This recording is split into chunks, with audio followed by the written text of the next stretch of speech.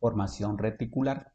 La formación reticular es un conjunto de fibras nerviosas y conexiones nerviosas que se encuentran dispersos a lo largo del tallo cerebral. Se ha explicado que inicia desde la médula espinal hasta lo que son las regiones del mesencéfalo, incluyendo el tálamo. Como en esta oportunidad estamos dando un tema muy simple, básico, vamos a hablar de la importancia que tiene la formación reticular con esas conexiones y esas estructuras, ya sean aferentes y eferentes. Entonces vamos a hablar de la síntesis funcional. En pocas palabras, la formación reticular va a permitir el control del movimiento corporal, el movimiento ocular, el ritmo, vigilia y sueño, el estado de conciencia, el estado atencional, la modulación de las percepciones del dolor, el estado de ánimo, las emociones, las actividades específicas autónomas como lo que son la frecuencia cardíaca, respiración, digestiva, etcétera, etcétera. Pero ¿cómo lo hace y en dónde está? Y entonces para ello es importante entender lo siguiente. Debemos entender y comprender que es un conjunto de fibras nerviosas que están entrelazadas dentro de los núcleos del tronco cerebral. Y también se pueden percibir en la médula espinal, así como de cómo salen de ellas. Son fibras agrupadas en grandes campos y están agrupadas en regiones grises o blancas o dentro de la sustancia gris o blanca, a lo que se denomina un conjunto denominado formación reticular. Es el centro integrador de los circuitos neuronales que se transmiten desde la médula espinal hacia la corteza cerebral. En una red neuronal que utiliza una serie de neurotransmisores, de las cuales vamos a mencionar acetilcolina, noradrenalina, de cierta forma la dopamina, pero en un buen porcentaje, diría yo en un 90%, de la serotonina. Y es especialmente importante en las alteraciones del comportamiento humano. Vamos a ver más adelante cómo una de estas regiones, al verse afectado por los estados del estrés, puede producir incluso algunas alteraciones neuropsiquiátricas que involucren alteraciones a nivel del sistema límbico, en específico el hipocampo. Y entonces debemos hacernos una pregunta antes de seguir. ¿Por qué la formación reticular tiene todas tiene capacidad de realizar estas funciones? Entonces aquí podemos decirlo en una palabra, que estas son las que representan las funciones de la conducta, pero de manera pura, las cuales se van a ir modificándose, filtrándose, mejorándose y sobre todo van a ir codificándose de una manera un poquito más entendible. Tenemos que ponerle mucha atención a esta formación reticular si queremos entender la conducta. Y desmitificar que todo viene de la corteza cerebral o desmitificar que todo se concentra en el área subcortical. En estas áreas son importantes también. Entonces, está localizado desde el tronco encefálico, la zona del tegmento, desde el mesencéfalo hasta el bulbo raquídeo. Hace proyecciones hacia las regiones rostrales del diencéfalo, específicamente a nivel del tálamo y epitálamo, y en sentido más bajo o caudal hacia la médula espinal. Y posteriormente, ¿sí?, lo hace hacia el cerebelo. Y entonces, veamos qué tan importante es esto. Se puede definir que la formación reticular está distribuida a nivel de tallo cerebral a través de tres grandes núcleos reticulares, ¿sí?, los cuales tienen esa dimensión ya explicada y se pueden definir como núcleos centrales, núcleos paramediales o núcleos laterales. Dependiendo de la literatura, los encontramos con núcleo central o medial, o núcleo medial paramedial, o núcleo lateral o externo, representados en las imágenes. Y entonces, conforme las proyecciones, ¿sí?, en su mayor contenido nuclear de núcleo, generalmente van a estar dados desde una explicación muy simple, desde lo más caudal hacia lo más cefálico. Entonces, los núcleos que se van a observar a nivel del bulbo raquídeo, a nivel del puente de la protuberancia, el mesencéfalo, son una evolución que van en constante desarrollo o probablemente en nuevas formaciones. Por ejemplo, en los núcleos mediales, que son los aparentemente los más importantes, desde el bulbo raquídeo vamos a ver al núcleo pálido, al núcleo oscuro. En el puente vamos a hablar de los núcleos del magno del Rapé y del potino del Rapé, que son responsables de la formación de la 5-hidroxitriptamina o llamada serotonina. A medida que pasan hacia el mesencéfalo, vamos a ver que se presentan los núcleos dorsales del Rapé y los núcleos centrales superiores. Le vamos a poner un énfasis o una pequeña observación al núcleo dorsal del Rapé, precisamente porque es la que de alguna manera se ve más afectada cuando estamos en situaciones estresantes. Como se ha explicado en esta oportunidad, estamos dando elementos básicos para la comprensión básica y el estudio profundo posterior de estos temas. En el núcleo intermedio o paramedial vamos a ver ya los núcleos desde el bulbo hacia el mesencéfalo, los núcleos reticulares paramedianos centrales del bulbo raquídeo, los gigantos celulares, los del puente, los reticulares caudales, los reticulares tegmentales, los reticulares cuneiformes, subcuneiformes y profundos. Entonces, conforme se va desarrollando, se van formando nuevos núcleos con funciones integradoras hacia otras regiones. Y el núcleo lateral o externo, en el caso, digámosle, en esta parte de la caudal alocefálico, vamos a encontrar núcleos reticulares laterales, como que se van desapareciendo un poco los núcleos reticulares parvocelulares, los núcleos parabraquiales mediolaterales y los tegmentales pedúnculos pontinos. Pero también hacen una referencia muy especial a nivel del locus ceruleus. Entonces vamos a entender que aquí hacen una relación con los núcleos del Rapé, con los núcleos del locus ceruleus, con los núcleos de las células gigantorreticulares o gigantocelulares, 3, y levemente en acciones de la sustancia negra por su trayecto hacia arriba. Entonces estamos hablando de 4 núcleos importantes, por lo tanto podemos mencionar 4 neurotransmisores importantes. En un corte seccional vamos a ver cómo estas fibras de proyección se van desarrollándose y vamos viendo, por ejemplo, los núcleos centrales, los núcleos centrales, mediales y laterales, dependiendo del segmento que se ve. Pero puede distinguirse, por ejemplo, algunos núcleos llamados, por ejemplo, el núcleo reticular, el núcleo rojo que está a la par. Podemos ver, por ejemplo, el 5, que es el núcleo pontino caudal. Vemos el núcleo del Rapé, que es importante para la formación de la serotonina. Empezamos ya a ver núcleos laterales, como por ejemplo el núcleo gigantocelular. Vemos el núcleo lateral, ¿sí? Y empezamos a ver ya estas proyecciones que se van bajando, por ejemplo, en el núcleo reticular ventral. Al mismo tiempo, estas conexiones van a terminar conforme ven la imagen, ¿verdad? Porque aquí está la parte más baja y va en situación caudal acefálica. Y vemos o observamos en esta imagen cómo estas, digamos, regiones o núcleos se van dispersando hacia los diferentes trayectos hacia la región más superior. Entonces volvemos a ver las estructuras anteriormente mencionadas y cómo se van evolucionando dependiendo y específicamente si son de tipo lateral.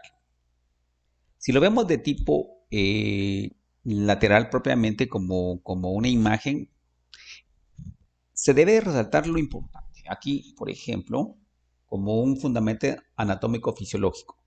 Y vamos a mencionar 2 núcleos importantes.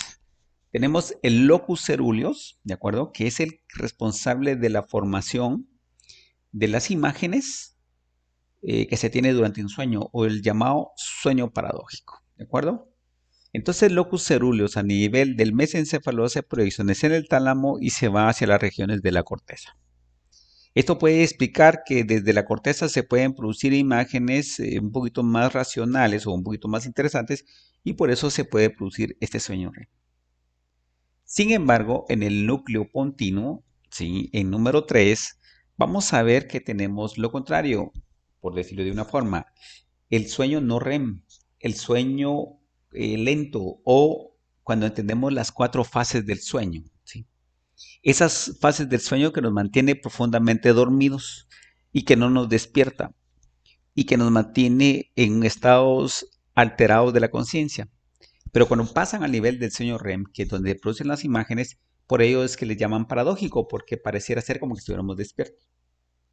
Entonces, si lo vemos ahí, entenderíamos que la alerta cortical surge en la región del mesencéfalo, ¿sí? Siempre a nivel de las regiones de la formación reticular.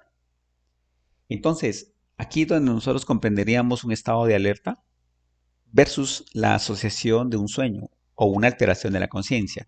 Entonces, hablamos de alerta, vigilia, conciencia y probablemente atención. Y entonces el núcleo del RAFE pues lo hemos explicado constantemente. Pero veamos este estudio, es un estudio muy interesante que se publicó en 2016.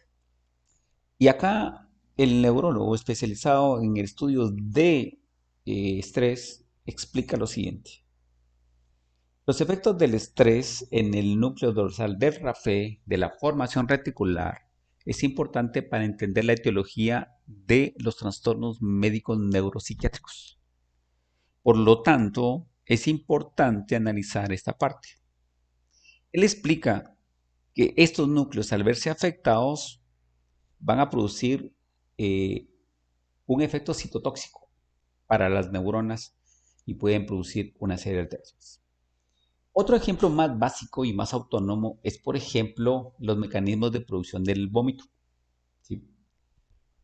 Por eso es importante la formación reticular, porque, por ejemplo, en este caso, un estado, ya sea psicológico, posicional o algún tipo de medicamento o algún tipo metabólico, puede hacer alteraciones en diversas regiones que puedan activar centros del vómito.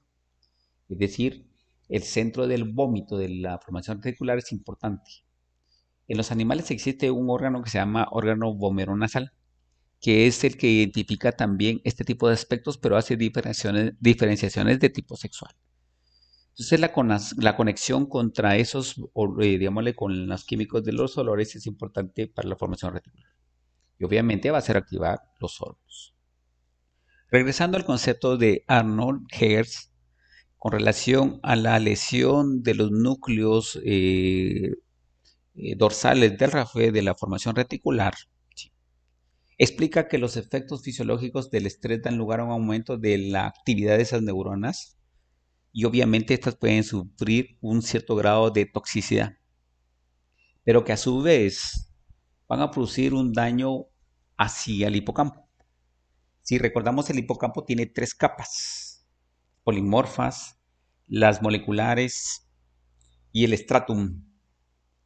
Y esas capas, una de ellas, tiene la sensibilidad de ser muy, digámosle, muy delicadas si no tienen oxígeno y pueden fallar. Y entonces eso es una, digámosle, una génesis muy interesante. Si hay algo tóxico que lo pueda producir, por ejemplo, esa excitotoxicidad en el hipocampo puede producir lesiones estructurales a la misma. Una de las ventajas es que aquí también se produce la neurogénesis, pero entonces sumemos, si existen estados estresantes más alteraciones de la neurogénesis, por eso mismo, entonces vamos a tener dos problemas. No solo en el procesamiento de información, sino también en la formación de nuevas neuronas. Y esto va a conducir a una pérdida del control de la retroalimentación negativa, ¿sí? Que es normal en los núcleos del RAFE. Por lo tanto, puede producir menos serotonina y puede producir alteraciones en el hipocampo, haciéndola más pequeña y produciendo algunas alteraciones que van desde la agresividad hasta los deterioros cognitivos. Puede también estar asociado, y ya lo hemos visto y lo hemos estudiado también, que la migraña es una hiperactividad de la serotonina por su participación en la dilatación vascular. Puede producir alteraciones en el ajuste de la presión arterial, aumentarla y por ende pues un accidente cerebrovascular asociado a las funciones que la serotonina hace a nivel plaquetario. Puede estar asociado, explicando un poquito, en relación a la epilepsia del lóbulo temporal, precisamente por lo que hablamos, ¿no? Estos resonadores neuronales que están defectuosos pueden producir una hiperactividad y establecer esta patología. Se ha observado en esquizofrenia y en algún momento el estrés postraumático también podría conducirnos a este tipo de cosas. Es decir, que ese daño hacia el hipocampo o esa lesión tóxica puede afectar la neurogénesis. Entonces nos va a hacer probablemente, pensándolo, conductas que no aprendemos y que repetimos. Nuestra formación reticular va a tener acciones aferentes y eferentes, ¿sí? Y las aferencias van desde de la médula espinal hacia las regiones de la corteza cerebral. Y las eferencias, como respuestas, obviamente, pues ya vienen de otros segmentos. Por ejemplo, entenderíamos que la eferencia llega hacia la médula espinal a través de los haces reticuloespinales. Pero también vienen propiamente del tronco, o pueden venir del cerebelo, o pueden venir de la sustancia negra o del núcleo rojo, o del tálamo, hipotálamo y subtálamo, o básicamente del diencéfalo o de la corteza estriada, o indirectamente a veces van a bajar a través de fibras que proceden desde los núcleos de un punto anterior o del sistema límbico. Como la tarea de esto es entender y profundizar los temas, debemos entonces explicar un poquito o tratar de acercarnos acerca de ese procesamiento de información. Esas conexiones específicas van a depender de sus aferencias y eferencias. Sin embargo, tenemos que tener claro de dónde provienen o por medio de qué se hacen y cuál es la finalidad.